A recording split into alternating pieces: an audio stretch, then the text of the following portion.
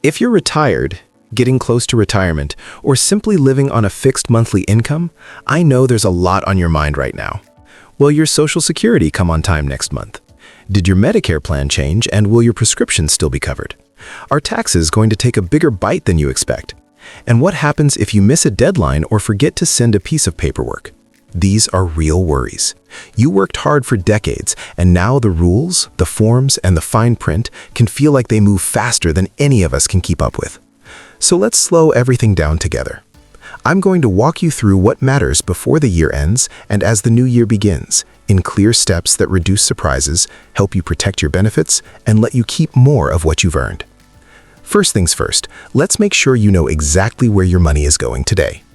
I know budgeting is not a word that sparks joy, but this isn't about cutting things until life isn't fun.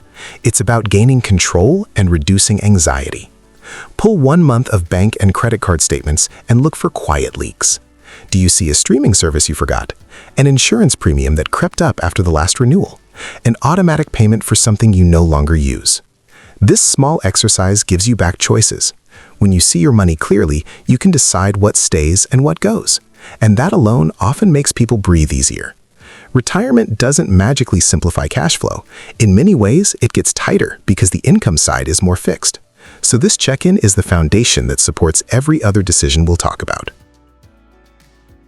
Once you've checked where your money is going, let's talk about cash on hand. Plain, boring cash. After a bumpy market year, a lot of people feel nervous even when their investments are okay. The anxiety usually comes from not having enough set aside for everyday living. Many planners suggest having around a year of essential expenses in safe, easy-to-access accounts. Think FDIC-insured savings, money market funds at reputable institutions, or a short ladder of insured CDs that mature across the year. You don't need to build this all at once. If you're a few months short, start setting aside a small fixed amount each month. And when you get a one-time deposit, like a tax refund or a reimbursement, consider dropping it into your cash cushion. The benefit of this cash is more than financial. It's emotional protection. When the market dips, you won't feel backed into a corner or forced to sell investments at a bad time. You can ride things out and make calmer decisions. Now let's look at your investments. Over time, without you doing anything, your mix can drift. When the stock market rises, you can end up taking more risk than you intended. Rebalancing is simply bringing your mix back to the risk level that fits your age, income needs, and comfort. It's not pulling out of the market or doing something drastic. It's trimming what grew faster and moving a portion into steadier areas. If you're drawing income, you might also coordinate rebalancing with which assets you sell to fund withdrawals, so you're not selling the most beaten-down positions in a bad year. If taxes matter in your brokerage account, look at your gains and losses before December 31st. Some people harvest losses to offset gains. Others in a lower tax bracket may realize gains intentionally while staying within the 0% long-term capital gains bracket. The right move depends on your situation, and you still need to watch for the wash sale rule if you sell at a loss and buy back too quickly. The bigger idea is to avoid letting risk creep up quietly and to be thoughtful about the tax side when you make adjustments. Speaking of taxes, year-end is when you still have control. A few choices now can prevent penalties, lower your tax bill, or at least keep your future Medicare costs from jumping unexpectedly. Start by thinking about whether you will itemize deductions or use the standard deduction. Many retirees take the standard deduction, and there's an extra amount for those age 65 and older. That means prepaying certain expenses like property taxes may not help if you won't itemize, and the state and local tax deduction is capped.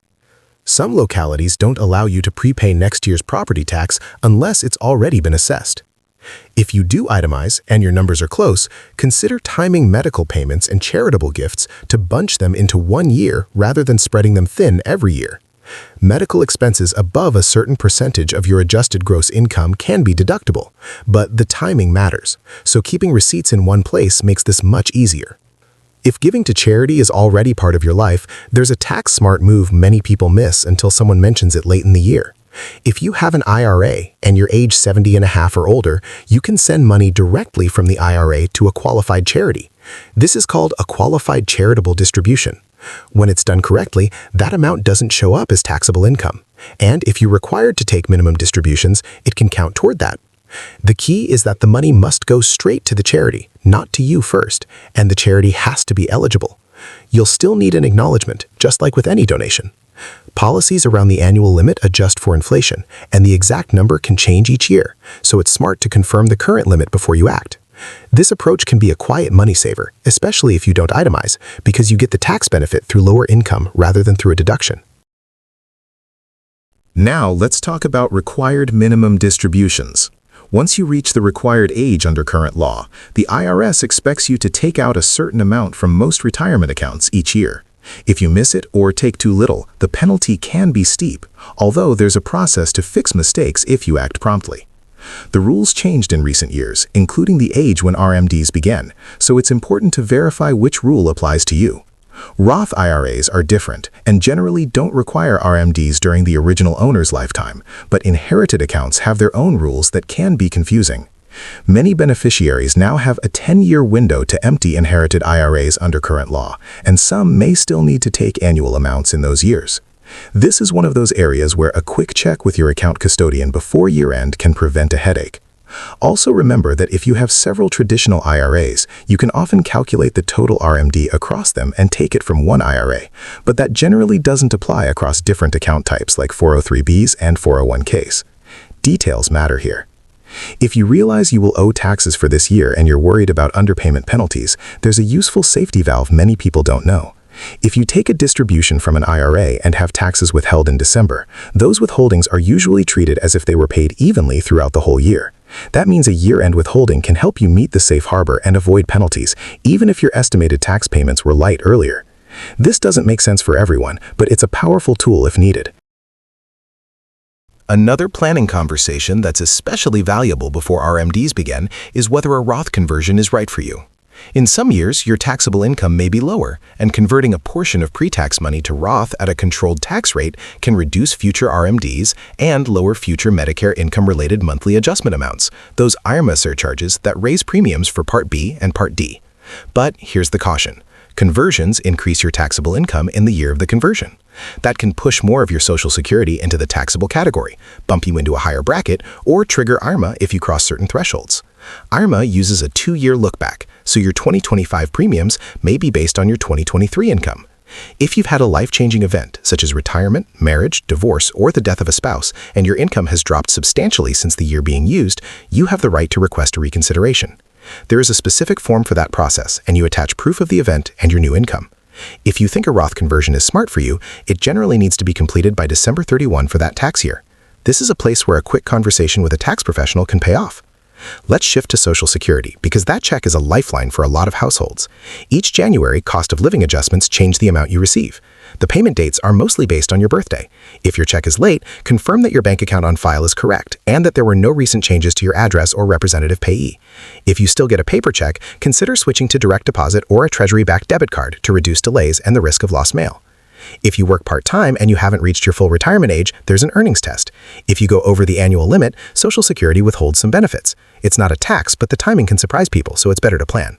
Remember that Social Security benefits can be taxable, depending on your other income. The formula uses something called provisional income, which adds half of your Social Security to your other income and tax-exempt interest. If your numbers cross certain thresholds, up to 50% or up to 85% of your benefit may be included in taxable income. This is why the order and timing of drawing from savings, pensions, and retirement accounts matter. If taxes on your Social Security caught you off guard last April, you can ask Social Security to withhold federal taxes from your monthly check to avoid an unpleasant bill next spring. Another area that can cause unnecessary stress is confusing letters about overpayments. If you receive a notice saying you owe money back, do not ignore it. You have rights. You can appeal the decision if you think it's wrong, and in some cases you can request a waiver if repaying would be a hardship or if the overpayment was not your fault. There are deadlines for appeals and waivers, so open every letter, keep copies, and respond on time. If calling is hard, try to visit a local office or ask a trusted family member to help you keep records. The key is not to panic and not to let the clock run out. Now, Medicare. Many of you reviewed your plan in the fall, and any changes you made should start January 1. Watch your mail for new cards and provider directories. Confirm your doctors and pharmacies are still in network and that your prescription drugs are on the New Year's formulary. Deductibles and copays reset in January for most plans, so it's smart to refill critical medications in late December if your plan allows, and to budget for the reset in January. If you missed the fall window, there are still options. From January through March, people in Medicare Advantage can make a one-time change to a different Advantage plan or switch from Advantage back to Original Medicare and pick up a Part D plan. If you return to Original Medicare and want a Medigap supplement, underwriting rules vary by state, and some states offer extra protections. If you have questions, every state has a free counseling program that can help you review your choices without selling you anything. It's confidential and tailored to your area. The IRMA surcharges I mentioned earlier are based on your modified adjusted gross income from 2 years prior. If your income has fallen because you retired, your spouse passed away, or you had another life-changing event, you can ask for an IRMA reduction. The process involves telling Social Security what changed and providing documentation. Don't be shy about this. It's your right to request a review, and many people qualify. If you struggle to afford premiums, copays, or drug costs, apply for extra help programs. The Medicare savings programs can pay part or all of the Part B premium for people with limited incomes and resources, and extra help can reduce Part D costs. Eligibility rules differ by state and can change, but you won't know unless you apply. If you applied before and were denied, try again if your income has changed.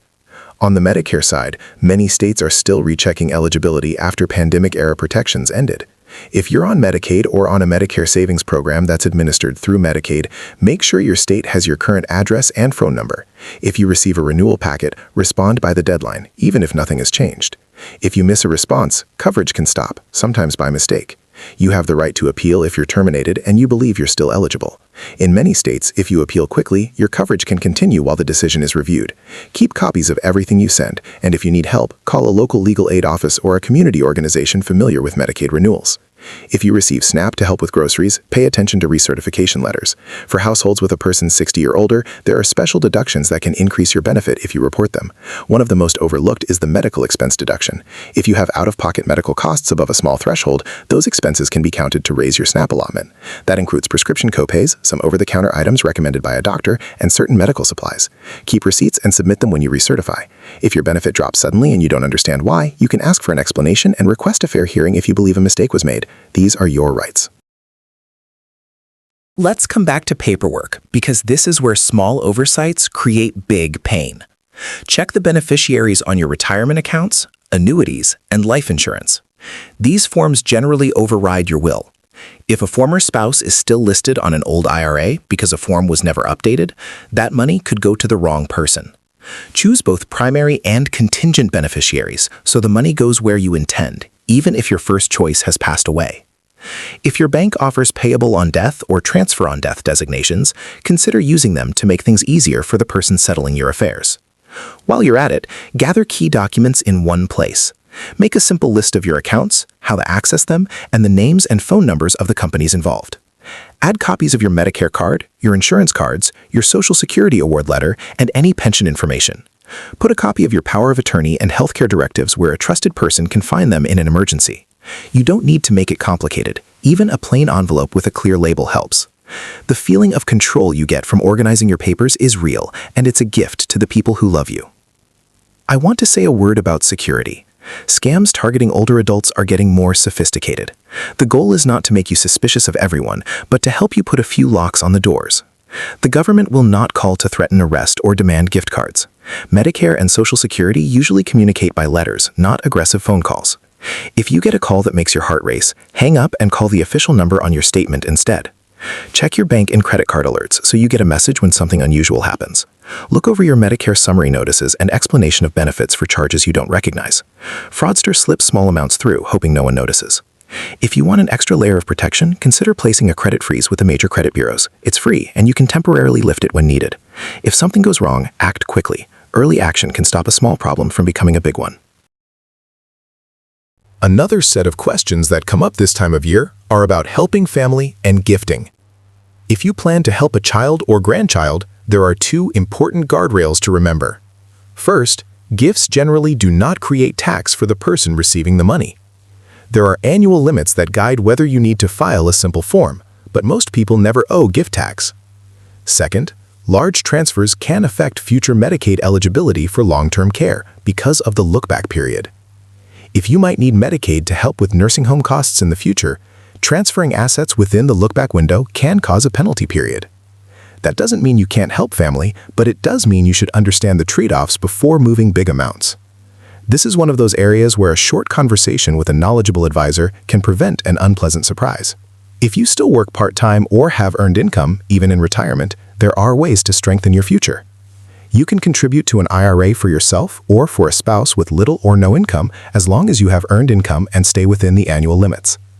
Contributions for the year are usually allowed up to the tax filing deadline, not just December 31st.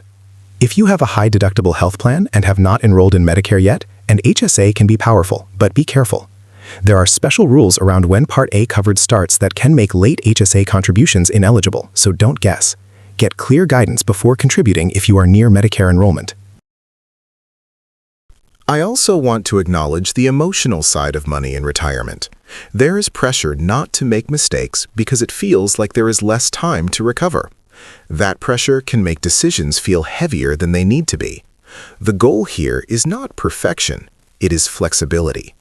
Doing a few small things now gives you options later. Year-end check-ins are not about changing your life. They are about nudging your course gently so you avoid cliffs and detours. Things do change. Congress updates tax rules. Agencies adjust benefit programs. Courts clarify what counts and what doesn't. That's the world we live in. You don't have to read every page of the Federal Register to protect yourself. You just need to know the steps that matter for you and take them calmly, one at a time. So let me pull this together into a picture you can carry with you. Start by looking at last month's spending so you see what's actually happening. Trim the quiet leaks. Make sure you have enough cash to cover the essentials for many months, because that cushion helps your nerves as much as your budget. Review your investments so you're not accidentally taking more risk than you want. If it makes sense, rebalance gently and be thoughtful about taxes. Before December 31st, handle the year-end tax moves that fit your situation. If you need to take a required minimum distribution, confirm the amount and the accounts. If you give to charity and you qualify, consider sending a portion directly from an IRA so it doesn't increase your taxable income. If you suspect you'll owe taxes, check whether a year-end withholding can help you meet the safe harbor. Look at whether a small Roth conversion fits your long-term plan, but watch out for IRMA and Social Security taxation before you pull the trigger. On your benefits, make sure Social Security has your correct bank information. If you changed your Medicare plan for the new year, confirm your doctors, pharmacies, and medications.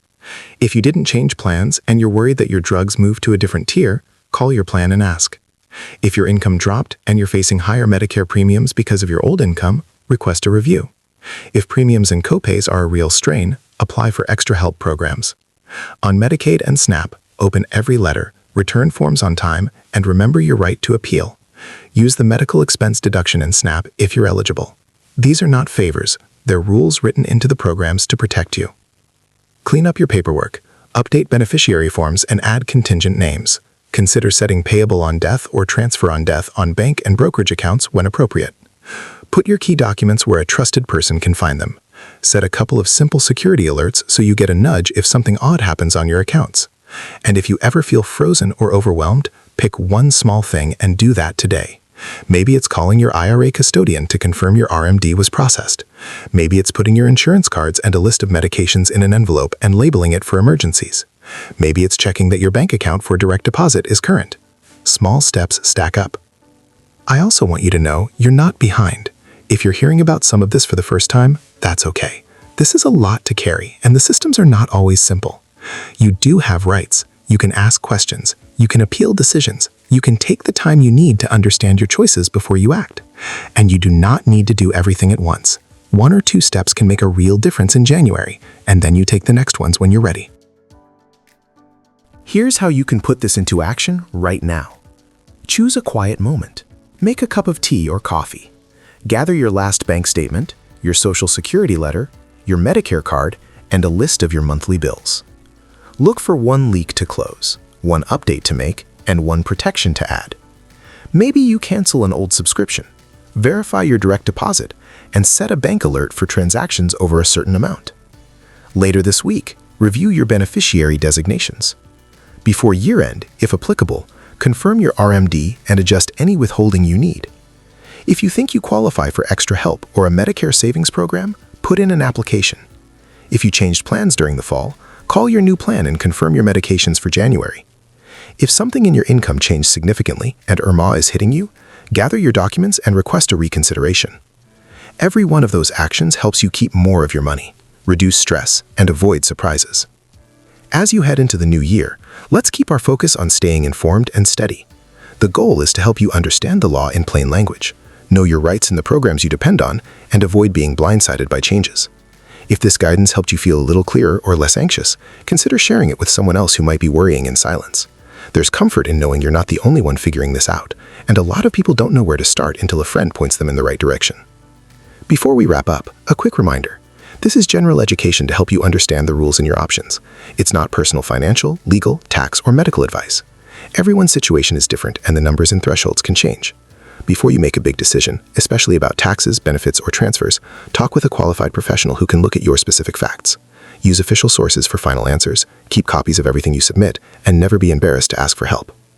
You've managed more in your life than any checklist on paper. Take a breath, pick one step, and give yourself credit for the progress you make. We'll keep walking through this together so you can feel informed, protected, and steady, month after month.